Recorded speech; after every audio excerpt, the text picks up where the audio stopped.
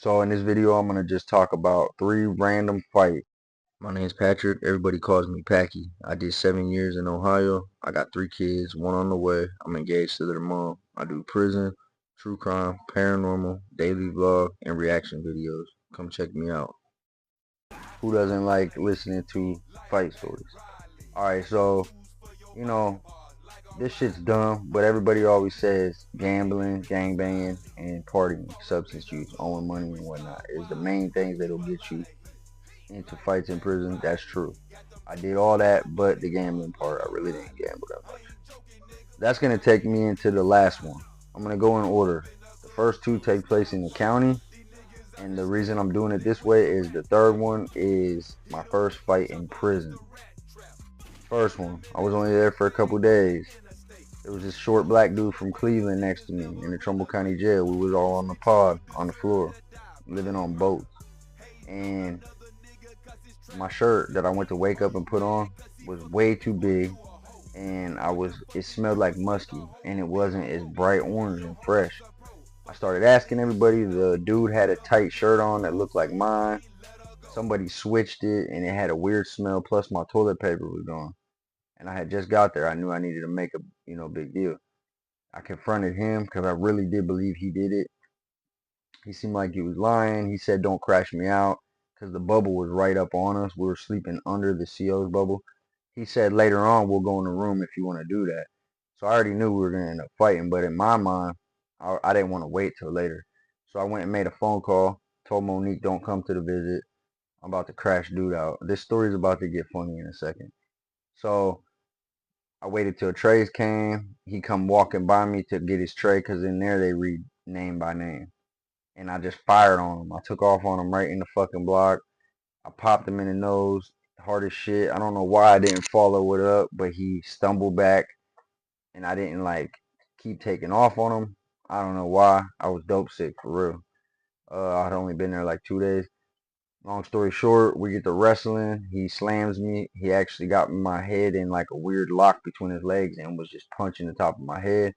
When the CO separated it, he dug his knee in my back trying to cuff me up. His homie ran up to kick me too, but the one CO got in the middle of it and told him to back the fuck up.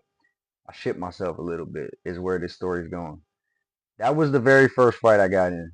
When I got to the hole, I told her I was, detoxing and shit, and I just got into a fight, literally. And they brought me some fresh clothes. Yeah, that's how I started out my 7 year bid, by the way. He's doing an L right now, unfortunately. But I don't know if he'll be able to get a chance to get out for an appeal. I don't know. I'm not even going to talk about his case or nothing like that. It was pretty deep, actually, and I don't want to be wrong about the facts. But he's from our city. He was kind of like on some bully shit. When I first got in the block, it was a real weird group of people. Pretty weird, strange fucking characters in there at that time. And he ends up, one day he's arguing with everybody. He had already gotten into a couple fights, so it went to his head. I guess they were like scared of him. I don't know. He's kind of bigger, but he's like chubby. He don't work out. Uh, Black dude. Well, he took the remote in his room, and I told him I want to watch the TV. I had only been there for a couple days, and he said we all had to wait till he was done taking his nap. I'm like, yeah, okay. So I go out there and start clicking the thing.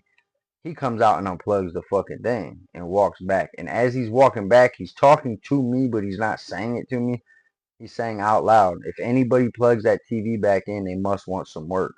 So I jumped straight up on the little metal tables that they got, if you know, you know, where they put like the board games. I jumped straight up there, plugged that TV back in. He turned around, started running his mouth. We're kind of close to each other. We're kind of inching closer and closer. He's still talking, and I just took off on him. This fight, it was the same as the last one, only I ended up on top of him. I hit him a couple times, put my arm on his throat. The COs ran in. I hit him one more time. So now I'm 1-1 in the county. I ended up going to the joint, to Lorraine. But when I got through Lorraine, I had no fights there. I actually rolled back and forth a few times for court because I got indicted on the other robbery charges. So once that all takes place, I go to Richland, and now I'm in like real prison.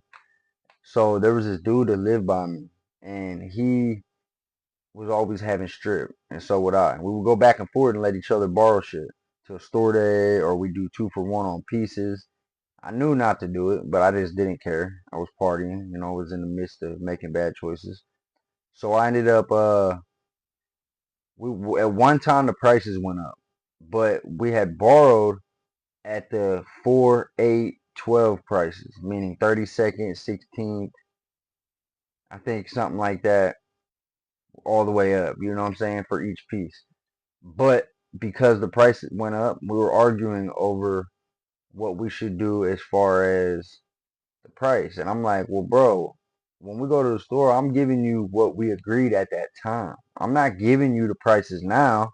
Just because the prices on the land went up, you're tripping. You guys let me know in the comments how you feel about that. If you did something and agreed with something on consignment, and you've been doing it for months, like 3 months, y'all been having a good report back and forth, never gets above like $30. But now this time they all of a sudden say, well, now that things cost double the price, that's what I want for it. But last week when you got it, it wasn't that price. I told him, no, I'm giving you what we agreed on. That's what the fuck you're getting. And he ain't like that. And I don't know if he thought I was a bitch or something, but he stood up and put on his fucking blue workout gloves and walked in the bathroom in 5 Upper in the A side. We was living on A side at that time. I fucking followed his ass in there and dogged him. Like, I took off on him as soon as we got in there.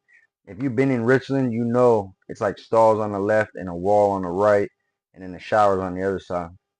Same thing is with the last situation.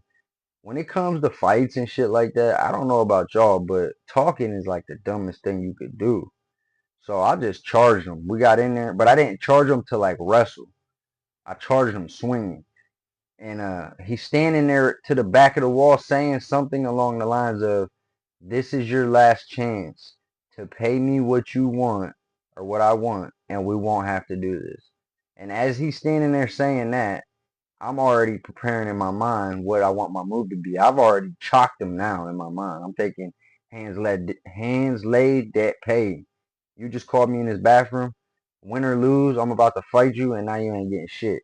And that actually ended up becoming a running theme with my addiction. I'm not gonna lie, y'all. I'm not a good person for that. That's why all the story times I went in that was embarrassing about all the dumb shit. I went from prison to prison, crashing out, checking in, doing this, doing that.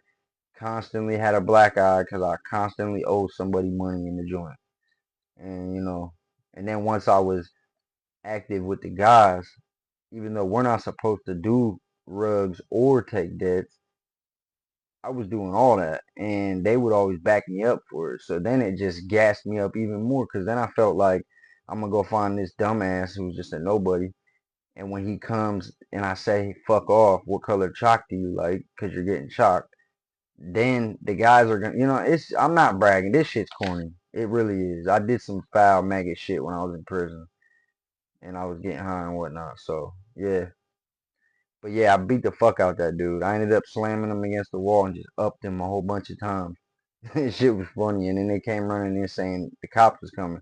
And then Captain Adams came walking in, like right afterwards. And he was just walked in.